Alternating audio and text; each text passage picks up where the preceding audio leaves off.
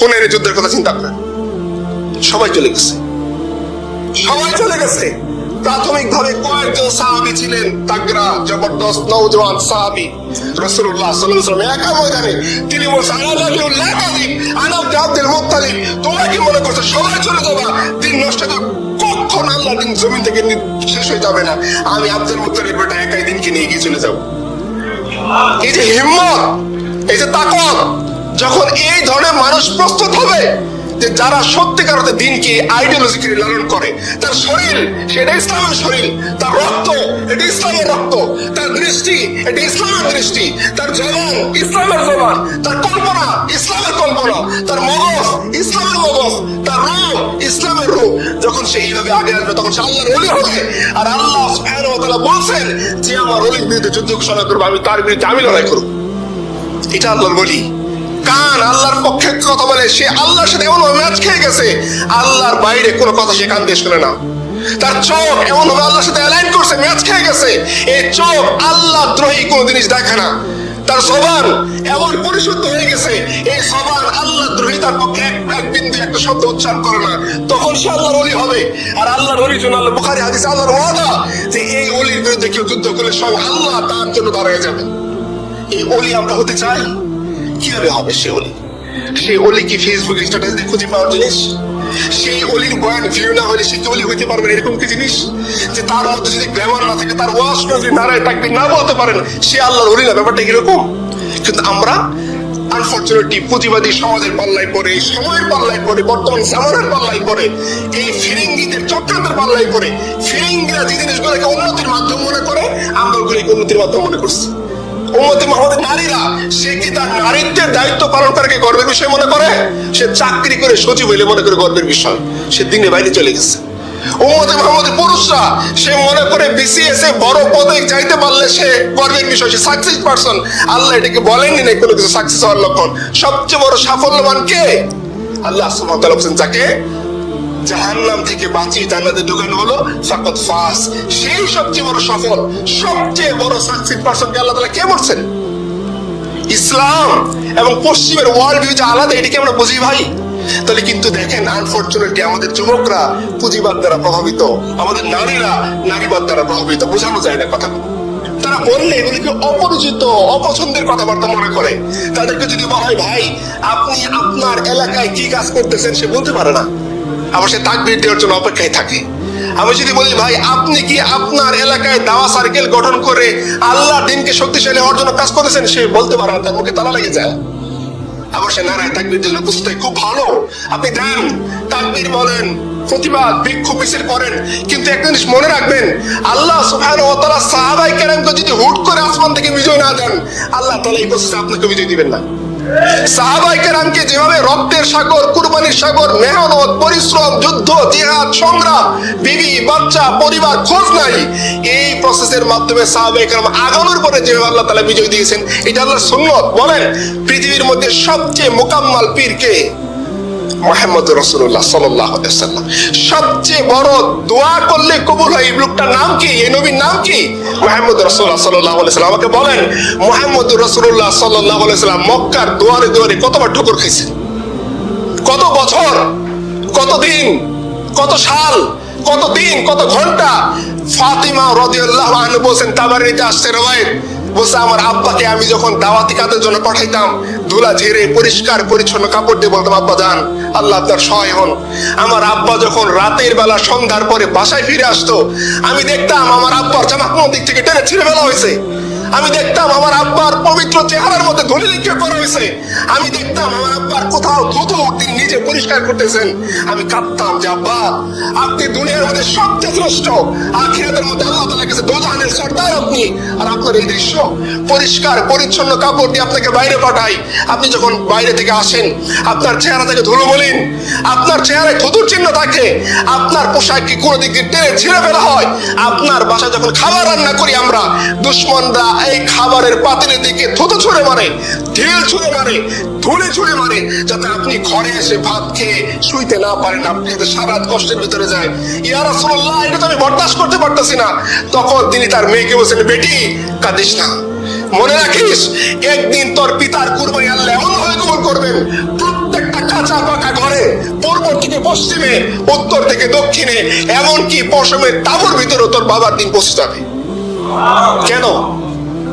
Facebook status দিয়ে, ইউটিউবের video দিয়ে, পেজের লাইক দিয়ে, ভিউ দিয়ে, লেকচারের গ্ল্যামার দিয়ে, কি দিয়ে? কুরবানি দিয়ে। ইন্না সালাতি ওয়া নুসুকি ওয়া মাহইয়ায়া ওয়া মামাতি লিল্লাহি রাব্বিল আলামিন, কুরবানি দিয়ে। যখন আল্লাহ সুবহানাহু ওয়া তাআলার কাছে ভাই আমরা পাপী হই, গুনাহগার হই, আমরা অধম হই, আমাদের উচ্চতায় কম বেশি থাক, আমাদের দিমাগ কাজ করুক বা না করুক, যদি যা আছে এগুলো নিয়ে আমরা সত্যিকার অর্থে এক আল্লাহর দিকে মুতাওয়াজ্জহ হতে পারি, ঠিক সাহাবায়ে কেরামের মধ্যে কম বেশ ছিল। সবাই আবু বকরের মতো আমলদার ছিলেন না, সবাই উমরের মতো সাহসী ছিলেন না, সবাই আব্দুল্লাহ ইবনে মাসউদের মতো জ্ঞানী ছিলেন না, সবাই আব্দুল্লাহ ইবনে আব্বাস ছিলেন না, কিন্তু সবার দিল এক আল্লাহর দিকে ঘোরানো ছিল যে আল্লাহ কি বলছেন, আল্লাহ রাসূল কি বলছেন। আমরা মাপতে পারবো না সাহাবায়ে কেরামের আন্দাজ কেমন ছিল, আমরা মাপতে পারবো না তারা কেমন পাগল ছিল, আমরা মাপতে পারবো না তারা কেমন কেমন আশিক ছিল রাসূলুল্লাহ সাল্লাল্লাহু আলাইহি ওয়াসাল্লাম, মাপতে পারবো না। এই সমাজ এটাকে বয়ান করলে পাগলের বয়ান বলবে, কিন্তু তারা ওইরকম পাগলই ছিলেন। ফলে কি হয়েছে, এই পাগলগুলা যেদিকে গেছে, ওই পাগল যার জন্য পাগল হয়েছে, যে রাসূলের কালেমার উপরে পাগল হয়েছে, যে আল্লাহর কালেমার উপরে পাগল হয়েছে, এই আল্লাহ তাদের কেমন ভাবে সহযোগিতা করছেন। স্টিল নাও পৃথিবীর মধ্যে আপনি দেখান তো, আমেরিকান এম্পায়ারের সামনে দাঁড়িয়ে কারা কথা বলতেছে? ওদের অনুসারীরা এই কথা বলতেছে। দুনিয়ার আর কোন শক্তি কথা বলতে পারে না। সে চিন্তা করে আমেরিকার পা ধরে তার গদিটা টিকিয়ে রাখার, কিন্তু আমেরিকার চোখে চোখ রেখে কথা কে বলে? তাদের অনুসারীরা কথা বলে। এই যে পৃথিবীর মধ্যে এখনো পর্যন্ত আপনি একটা আন্দোলন, জামাত, একটা আদর্শ দেখতেছেন, যে আদর্শ গোটা ওয়েস্ট, গোটা পৃথিবীকে গিলে ফেলছে। তার আদর্শ দিয়ে সেকুলার এডুকেশন সিস্টেমের মাধ্যমে আমাদের মগজকে সে নষ্ট করে দিচ্ছে, আমাদের সমাজকে প্রতিবাদ দিয়ে নষ্ট করে দিচ্ছে, আমাদের প্রত্যেকটা ইন্ডিভিজুয়ালিজম দিয়ে আমাদের মধ্যে থেকে ইমানি ভ্রাতৃত্ববোধকে ছিনিয়ে নিয়েছে। প্রত্যেকটা পর্যায়ে ওয়েস্টের কাজ, ওয়েস্টের ক্ষমতা। আপনি রাস্তায় হাঁটবেন, ওয়েস্টের আইন। আপনি আইন আদালতে যাবেন, ওয়েস্টের আইন। আপনি বঙ্গভবনে যাবেন, ওয়েস্টের আইন। আপনি এমন কোন জায়গায় আছে আপনার পার্সোনাল একেবারে বেড থেকে নিয়ে যদি বলেন বঙ্গভবন পর্যন্ত, ওয়েস্ট সবকিছু কবজা করে রাখছে। গোটা দুনিয়ার প্রত্যেকটা প্রান্তের অবস্থা এরকমই, মরুভূমির একেবারে জঙ্গল পর্যন্ত, আমাদের জঙ্গলে পর্যন্ত ওয়েস্ট আজকে রাজত্ব করতেছে। কিন্তু তাদের এই রাজত্বের অবস্থা থাকা সত্ত্বেও, তাদের এত ক্ষমতা, এত তাকত, এত অ্যাটমিক পাওয়ার, নিউক্লিয়ার পাওয়ার থাকা সত্ত্বেও, এদের বিরুদ্ধে চোখে চোখ রাঙিয়ে কারা কথা বলতেছে? কেন বলতেছে? কিভাবে সাহস পাচ্ছে সে? যখন দুনিয়ার সমস্ত আদর্শ সে ওয়েস্টের কাছ থেকে একটা রিকগনিশন পেতে চায় যে হ্যাঁ আমি ভালো কাজ করতেছি, আমাকে সাপোর্ট দেওয়ার যোগ্য, প্রাইজ পেতে চায়, পুরস্কার পেতে চায়, তাদের কাছ থেকে বাহবা পেতে চায়, তখন এই পাগলগুলা কোন যুক্তিতে, কোন দিকে তাকিয়ে তারা সমস্ত বিশ্বের চোখ রাঙানি সহ্য করে চোখের চোখে কথা বলতেছে? কিসের কারণে? ওই মুহাম্মদ রাসূলুল্লাহ সাল্লাল্লাহু আলাইহি সাল্লাম যে জামাতকে প্রস্তুত করে গিয়েছে, সাহাবায়ে কেরামের জামাত, তাদের আদর্শ, তাদের নকশা কদমকে এ টু জেড অনুসরণ করার মাধ্যমে। সেখানে গুনাহ থাকবে, গুনাহ করেন, আল্লাহ তাআলা আপনাকে ধরবেন না, আপনি তওবা করেন, আল্লাহ মাফ করে দিবেন। কিন্তু আপনি যদি বলেন যে এই যুগে পর্দা না করাটাই মডার্নিটির লক্ষণ, আপনি যদি বলেন যে এই যুগে হিন্দু মুসলমান সব একই, এরকম মডার্নিটির লক্ষণ, এরকম জিনিস দিয়ে কখনোই আপনি বিজয় পাবেন না। আপনি একদল ছাগলের মতো অনুসারী পাবেন যারা আপনার জন্য ভ্যা ভ্যা করে কাঁদবে, কিন্তু এই ছাগলের সামনে একটা নেকড়ে দাঁড়ালে ছাগলের পাল টিকতে পারবে না। কেন? এই ছাগলের পাল তখন নেকড়ে হবে যখন এর ভিতরে পরিপূর্ণ বিশুদ্ধ ঈমান থাকবে। আর যখন ঈমানকে আপনি নষ্ট করে দিবেন, এই ছাগলের পাল কোনোদিন নেকড়ের পালের মতো কাজ করতে। এই প্রত্যেকটা ঈমানদার যে জেনারেশনকে আল্লাহ সুবহানাহু ওয়া তাআলা রাসূলের মাধ্যমে তৈরি করেছেন, তারা একটা নেকড়ের মতো ছিলেন, বাঘের মতো ছিলেন। হায়দার কেন বলা হয়? আসাদুল্লাহ জব্বার কেন বলা হয়? আল্লাহ তাআলার জব্বারের শিক্ষককে আলী আর মুর্তাজা রাদিয়াল্লাহু আনহু। তো পৃথিবী যখন এই ধরনের জেনারেশন দেখবে, তখন সে তার সামনে আত্মসমর্পণ করবে। 2 নাম্বার, দুনিয়াতে আল্লাহ সুবহানাহু ওয়া তাআলার একটা সুন্নাহ আছে, আপনারা সবাই এটা বোঝেন। আজকে এখানে যারা ম্যাচুর পার্সন আছেন, যারা আপনি কথা কথা বিয়ে করছেন, আপনি কি চাইলে যতই দোয়া করেন, যতই ওয়াজ করেন, যতই কোরআন শরীফ পড়েন, এক রাতে বাচ্চা পয়দা করতে পারবেন? সম্ভব? কেন সম্ভব না? কেন সম্ভব না? দুনিয়াতে আল্লাহ তাআলার সুন্নাহ আছে, এটাকে আল্লাহ তাআলার সুন্নাতুল্লাহ, সিস্টেম অফ আল্লাহ, নেচার যেটাকে বিজ্ঞান বলছে নেচার, ফিতরাত। আল্লাহ সুবহানাহু ওয়া তাআলা দুনিয়াতে একটা সিস্টেম দিয়েছে। সেই সিস্টেম বলে যে আল্লাহ তাআলা অবশ্যই আপনাকে সাহায্য করবে, সেটা তো অবশ্যই আছে, কিন্তু প্রস্তুতি না থাকলে শূন্য পাত্রে কখনো সাহায্য আসে? শূন্য খাতায় কোনো টিচার মার্ক দেয়? শূন্য অবস্থায় কেউ আপনাকে সাহায্য করতে, সবাই দেখতে চায় যে আপনি কি করছেন। সেখানে আল্লাহ সুবহানাহু ওয়া তাআলা তিনি বারবার বলছেন, আমি তোমাদেরকে টেস্ট করব, তোমাদেরকে পরীক্ষা করব, কখনো ক্ষুধা দিয়ে, কখনো দুঃখ দিয়ে, কখনো মৃত্যু দিয়ে, ফুল ফসলে বিনষ্ট দিয়ে, এগুলো থাকবে ধাপ, এগুলো পারে দিয়ে আপনাকে ওই পর্যায়ে যাইতে হবে। সেই পরীক্ষা দেওয়ার জন্য কি আমরা প্রস্তুত? না, প্রস্তুত না, প্রস্তুত না। এটা এই যে গ্ল্যামারের কারণে হঠাৎ করে বলে ফেলছেন, আসলে প্রস্তুত না। দিলে দিলে হাত রাখেন, দিল পে হাত রাখ, সাত সাত দাস হ্যাঁ মুসলমান কা মতলব क्या, হৃদয়ে হাত রাখেন, দেখবেন হৃদয় বলছে না, সত্যি কথা না। এটা বলার জন্য বলে ফেললাম। আজকে যদি বলা হয় তোমার সন্তানকে ধরে আসি, সন্তান ভার্সেস দিন, বলো সন্তান দিয়ে দাও, দিন নিয়ে যাও তুমি, আমি বলবো। আমাকে একজন বলছিলেন যে ভাই তুমি ইমান বিক্রি করবে, ঠিক আছে 2 কোটিতে বিক্রি করবে না, কিন্তু কত হলে বিক্রি করবে সেটা বলো। 2 কোটিতে দিবা না, 2000 কোটিতে দিবা, ঠিক আছে না, তাহলে কত কোটি লাগবে বলো, দিয়ে দিব। কেন দিয়ে দেবো? সত্যি করে আসলে আমি আইডিওলজি লালন করে যেটা বলেন আমি নিজেই করতেছি, এটাই আমাদের অবস্থা। তো আমার শেষ কথা এটাই যে আমরা যতক্ষণ পর্যন্ত ওই ধরনের একটা জেনারেশনকে সৃষ্টি না করতে পারবো, ততদিন পর্যন্ত আমাদের বিজয়। এগুলো ওয়াজ করবেন, দিন শেষে দেখবেন কি সেমিনার গুলো আমি দেখতে চাচ্ছি, সেটা ওয়াজ হয়ে যাচ্ছে।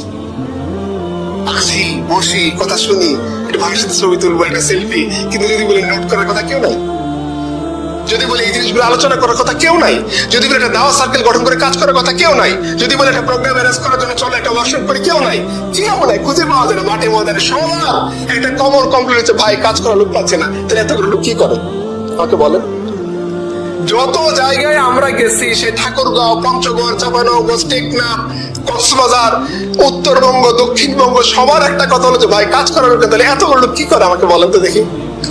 আপনি তো আমাকে বলবো দিতে পারবেন না, অন্যকে বোঝাইতে পারেন, কিন্তু আমি তো মাঠে ময়দানে দৌড়াই, আমি তো জানি সবার একটা কথা কি, লোক নাই, কেউ কাজ করতে চায় না। এটা বুঝিয়ে দিলে সে আসে না, ফেসবুকে স্ট্যাটাস দিয়ে যায় ভাই আসতেছে, বাস্তবে নাই।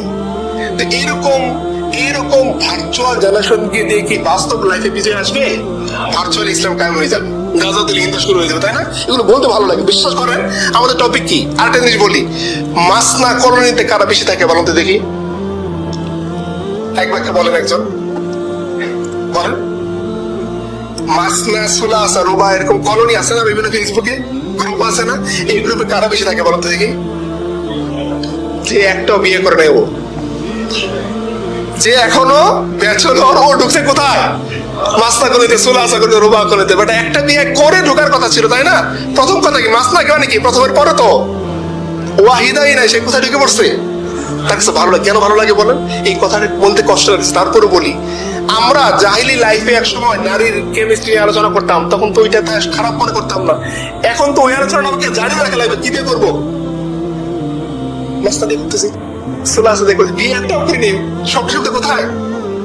এক বউ হাত টেপতেছে, পা টেপতেছে, মাথা টেপতেছে, এরকম কল্পনায় খুশি সকালবেলা কিছু করে লাগতেছে। এরকম আমি দেখছি ম্যাক্সিমাম মাসনা, সুলাসা, রুবা কলোনি যে মুরব্বীদের বলেন একটার জন্য নাই, ওনাদের বলেন যারা সামনে আছে, যারা আয়োজন, এরা কেউ জানেও না, কিন্তু আমি ম্যাক্সিমাম দেখছি বিয়ে করে না, কোথায় ঢুকে বসে আছে, কলোনি মানে মাস্তাতে বসে আছে, সত্যি সত্যি বিয়ে করে ফেলতেছে। এরকম না, এটা আসলে আমাদের জেনারেশন এরকম হয়ে গেছে। এরকম হলে কি আল্লাহ তাআলা আমাদেরকে বিজয় দিবেন? বলেন।